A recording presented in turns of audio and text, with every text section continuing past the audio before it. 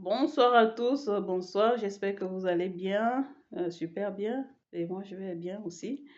Donc pour ceux qui ne me connaissent pas, je m'appelle Anouchka Minkwe Obama, je suis entrepreneur, présidente de l'association Diaspora Invest au Gabon, donc j'encourage la diaspora à investir au pays, à investir ensemble. Et je partage avec vous aujourd'hui, je vais vous partager aujourd'hui une autre façon de faire, d'investir, de faire les affaires, de faire les projets par rapport à ce qu'on a l'habitude de faire.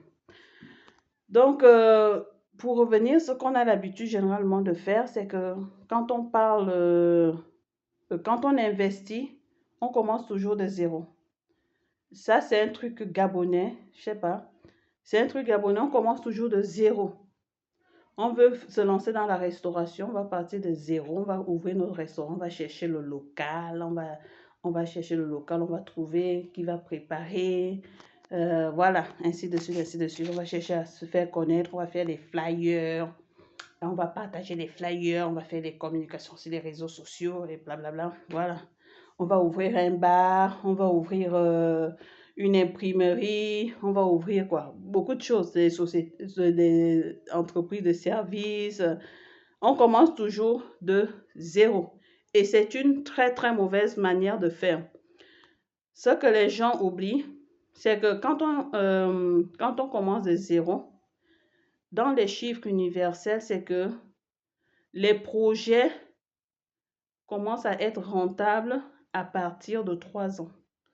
Donc, dans la moyenne, les projets qui démarrent commencent à amorcer une rentabilité au bout de 3 ans. Et dans le contexte du Gabon, on peut aller jusqu'à 5 ans. Parce que c'est un pays c'est un pays pauvre, c'est un pays qui a énormément de besoins, qui a énormément de choses, de manquements. Ouais, beaucoup de manquements qui font que ça va retarder la rentabilité du projet. Donc, si vous ouvrez un restaurant, il faut s'attendre à 3 ans, 4 ans, 5 ans. Souvent, vous pouvez même aller jusqu'à 10 ans pour certains projets. Oui, vous pouvez aller jusqu'à 10 ans pour certains domaines. Est-ce que vous êtes prêt à supporter les charges pendant 3 ans? Généralement, les gens ne supportent pas, ils abandonnent. Ils abandonnent. Tu vas ouvrir un restaurant, tu vas ouvrir une épicerie, tu vas ouvrir un bar, tu vas ouvrir une société d'informatique, tu vas ouvrir je ne sais quoi, à fonds propres. Et derrière, tu dois payer. Tu dois payer. Tu dois payer. Parfois, au début, l'argent qui rentre sera inférieur à l'argent, sera tellement petit pour couvrir les charges. Donc, tu seras obligé d'injecter, d'injecter, d'injecter, d'injecter. Et quand on est seul, et généralement on est seul, on n'a pas d'aide, on investit en fonds propres et on abandonne. On abandonne. Et aujourd'hui, vraiment, j'aimerais qu'on s'oppose et, et qu'on se dise, là, ça va plus pour ça. Il y a des choses, ça marche pas. On commence un petit truc et ça s'arrête. Et parfois, on pense que nos familles nous escroquent, alors que c'est nous qui n'avons pas assez réfléchi. On se dit, nos familles nous escroquent. J'entends souvent beaucoup de personnes, oh, j'ai fait ça, j'ai fait ci, je n'ai jamais vu l'argent. J'ai fait ça. Tu vas voir l'argent comment? Tu as réfléchi. Est-ce qu'on a réfléchi assez? C'est ça le truc. Est-ce qu'on a réfléchi assez? Est-ce qu'on a des techniques? Est-ce qu'on a des connaissances en investissement? Donc, ce sont ces connaissances-là que je vais vous partager. Moi-même, je me mets dedans, hein. C'est qu'on essaie de réfléchir à la manière dont on fait les choses. Parce que nous devons créer de la richesse. Nous sommes une communauté. Nous avons besoin de créer de la richesse. On ne peut pas en permanence investir sans retour sur investissement. On investit, il n'y a rien. On investit et puis jusqu'à l'abandon. Ça sert à quoi d'investir, tu injectes et à la fin tu abandonnes. C'est pas bon. C'est mieux tu injectes, au moins après tu as quelque chose. Tu injectes, après tu abandonnes parce que voilà. Parce que ça suit pas. Donc, la méthode, la réflexion, voilà, que j'aimerais vous partager aujourd'hui, que je pense qu'il est nécessaire d'adopter, c'est que lorsqu'on investit, Arrêtons de partir de zéro à chaque fois. Arrêtons les initiatives. Arrêtons, oh, initiative telle, initiative, oh, il a lancé, oh, quelle bonne initiative. Arrêtons ça. Changeons la manière d'investir. Partons sur des choses qui marchent. En 2025, même à partir d'aujourd'hui, ce soir, quand vous allez écouter ma vidéo, commencez à investir sur des choses qui marchent. Commencez à investir sur des choses qui marchent. Arrêtez de commencer de zéro. Vous allez devoir attendre. Alors que si vous commencez sur un projet qui marche déjà, vous allez avoir la rentabilité plus facilement. Ça ne sert à rien de créer un restaurant en partant de zéro. Voyez ce qui marche. Vous allez ouvrir une imprimerie. Vous allez ouvrir un bar. Vous allez ouvrir une école. Vous allez partir de zéro. Il y a beaucoup d'écoles qui sont au Balango. Qui ont besoin d'être rénovées. Allez-y les rénover. Que de commencer de zéro. Vous voulez vous lancer dans l'agriculture. Vous avez combien? Vous n'avez pas d'argent. Vous avez 20 000 euros, 50 000 euros. Vous voulez vous lancer dans l'agriculture. Quelle agriculture? Allez vous connecter à un agriculteur. Allez vous connecter avec un agriculteur et travailler ensemble. Allez sur l'existant. Pour créer la richesse, allons-y sur l'existant. Si on veut créer la richesse, il faut partir sur l'existant. Si on continue de commencer toujours de zéro, tu veux ouvrir quelque chose, tu dois commencer de zéro. Ça ne marche pas, les gars. Ça ne marche pas. Mettons l'accent sur l'existence. C'est vrai que je ne dis pas qu'il ne faut plus commencer aucun projet de zéro. Mais mettons l'accent sur les choses qui marchent. Mettons l'accent sur les choses qui marchent. Allons-y voir les projets qui marchent et investissons dans ces projets-là. Investissons dans ces projets.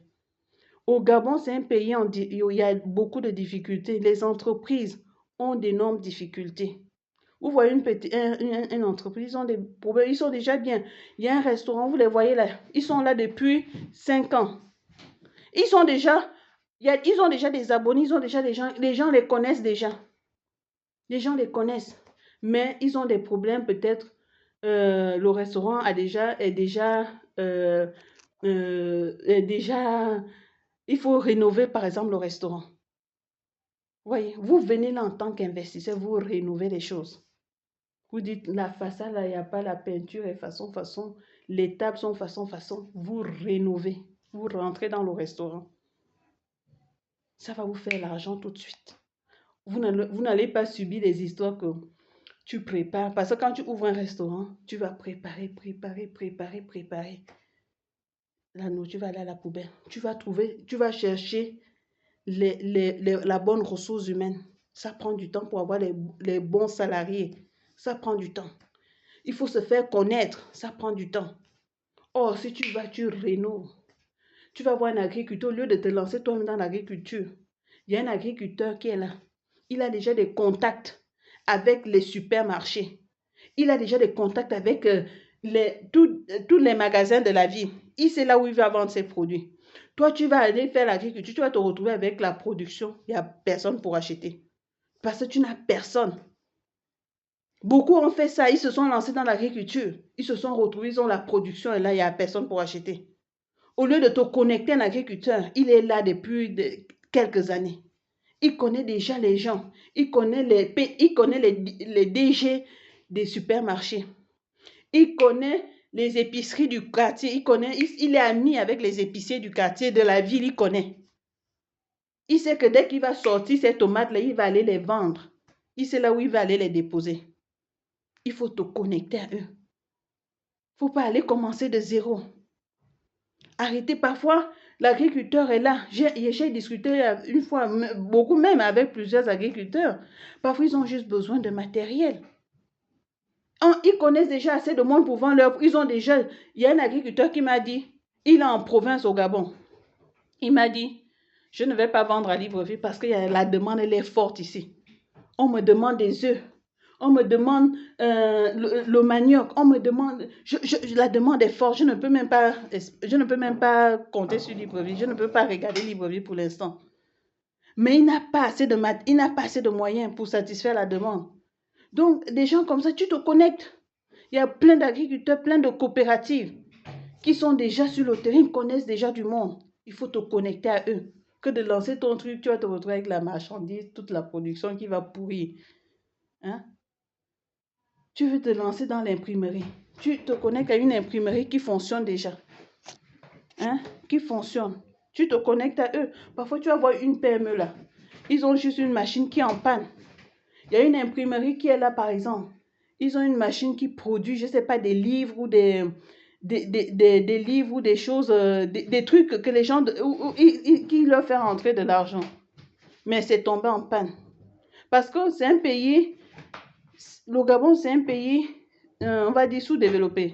C'est pas un pays où quand ta machine tombe en panne, tu vas dans un magasin industriel, tu achètes facilement.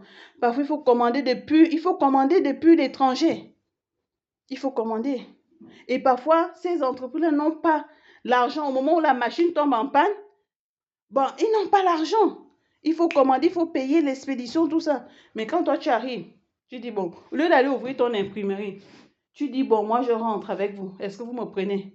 J'achète l'imprime. J'achète vous avez tel imprimant qui fait ci, tel autre qui est en panne. Bon, je rachète ça, je m'associe, on s'associe. On s'associe, il y a certains qui vont accepter. D'autres vont te dire, oh non, il y a certaines entreprises qui vont te dire, non, ils vont croire que tu veux profiter de tout ça, machin. Mais d'autres vont accepter. Ils vont accepter. Il y a beaucoup de PME en difficulté parce que c'est un pays pauvre. Il y a beaucoup de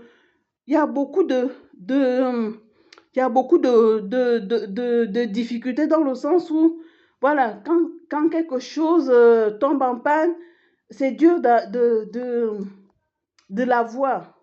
Ou bien, parfois, ça tombe en panne, il n'y a pas l'argent, il n'y a pas la trésorerie, il y a d'autres choses qu'il fallait financer et tout. Voilà, quand toi, tu rentres, tu vois, une imprimerie qui a déjà des clients, ils ont déjà des clients au niveau même des ministères et tout. Leur machine en panne, tu viens, tu injectes, tu t'associes à eux. Tu n'auras plus à démarcher. Tu n'auras plus à faire ça. Tu vas aller monter ta petite imprimerie, imprimer quelques t-shirts, polo, machin, bon. Et tu vas te battre pour rien. Vous voyez? Donc, changeons de stratégie. Changeons de stratégie.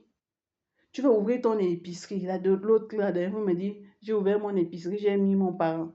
C'est mon parent là-bas qui gère. J'ai dit, ben. Et puis, les petits projets comme ça, là, ne sont pas rentables.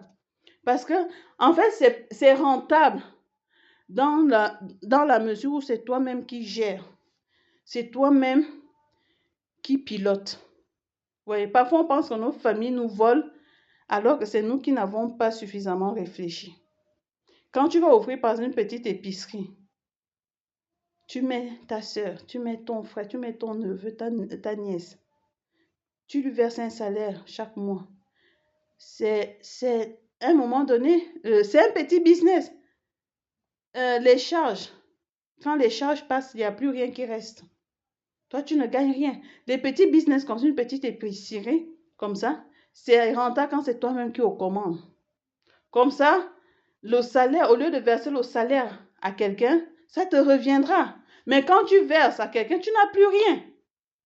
Vous comprenez? Tu n'as plus rien. Un restaurant. Toi-même, tu n'es pas aux commandes. Mais tu as 2 ou 3 salariés. Mais c'est eux qui bouffent. Et le truc, c'est quoi? Quand eux, ils sont payés, toi, tu n'as rien. Ils vont construire les maisons. Tu vas seulement arriver au pays. Ton frère que tu as laissé gérer le truc, parce que tu le verses un salaire. À la fin du mois, ce qui est tout à fait normal. Il faut payer les gens. À la fin du mois, ben, il commence à un moment donné à planifier sa vie, à organiser sa vie, à se dire, bon, construire une maison. Et puis, tu vas trouver la personne a déjà construit une maison. Et avec l'argent que tu lui donnais comme salaire, avec l'argent de l'entreprise. Et on se dit, bon, il nous a volé, il m'a roulé. Voilà. Non, parfois, ce n'est pas le vol. C'est qu'il faut réfléchir à développer Quand c'est un petit business, il faut savoir que tu ne vas pas être rentable. C'est la personne qui gère qui va manger l'argent. Le reste, il n'y aurait plus rien. Donc, c'est pour ça qu'il faut voir réfléchir comment développer des business rentables. J'ai écrit un livre sur Comment devenir un investisseur intelligent. Je vous invite à lire ce livre. Voilà, si je peux vous partager le livre, le lien pour télécharger. Et par rapport à investir sur de l'existant, je propose de mettre en place des appels de projets. C'est-à-dire que on va faire des appels de projets pour soutenir des initiatives, pour rentrer dans des projets. Certains vont accepter. J'ai déjà discuté avec plein d'entrepreneurs gabonais. Beaucoup sont ouverts dans ce genre de choses. Et nous devons étudier comment rentrer dans l'existant. Comment étudier une PME pour voir comment elle est rentable, savoir comment elle est rentable et rentrer dans le capital, investir. Voyez, voir comment on rentre dans l'existant. Donc, j'ai écrit ce livre. Dans mon livre, je développe la manière d'analyser un projet qui marche pour pouvoir proposer à rentrer dans ces projets-là. Donc, nous allons faire des appels à projets. Par exemple, si on a envie de faire la restauration, au lieu de chercher à créer notre restaurant, on fait des appels à projets. Au lieu d'aller faire la pisciculture, on fait des appels à projets. Il y a des gens qui ont qui sont dans la pisciculture. Ils ont de l'espace. Ils ont peut-être 2 bacs pour faire le poisson. On arrive, on dit, bon, écoutez, ils vous disent, on étudie bien, on voit que non, ils ont de la demande. La demande est là. Il suffit, on dit, bon, nous, on va vous rajouter 5 bacs. C'est toi-même qui gères. Ouais, il faut ça. Quelqu'un qui a déjà la pisciculture, il a déjà des connexions. On va commencer déjà, tu vas te retrouver avec des poissons là, boum, personne n'achète. Vous comprenez? Donc, rejoignez-moi, je vous invite à me rejoindre dans cet élan-là. On va mettre en place des appels à projets. Des appels à projets à éviter. Fuyons le maximum possible. Bon, on peut toujours investir sur des choses qui démarrent, mais mettons l'accent. Parce qu'il nous faut créer de la richesse. Il faut créer de la richesse. On n'est pas là juste pour investir. Il faut qu'on crée la richesse. Donc, rejoignez-moi pour qu'on mette ensemble des appels à projets. On fait des appels à projets, les gens vont soumettre leurs projets. On va dire, par exemple, si on veut financer la restauration, on fait des appels à projets. Vous allez voir, on dit seulement quels sont les restaurants voilà, on veut soutenir des restaurants. Vous allez voir, les restaurants vont venir déposer leur dossier.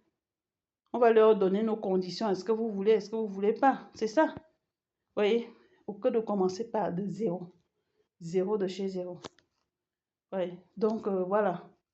Il y a des écoles, tu vas aller créer une école. Personne ne te connaît, tu ne connais personne, aucun parent. Voilà, évitons des choses comme ça. Donc les amis, rejoignez-moi, qu'on mette en place cela. Donc si vous avez des projets, contactez-moi. Et puis voilà, vous voulez investir, mettons-nous ensemble pour aller investir dans de l'existant.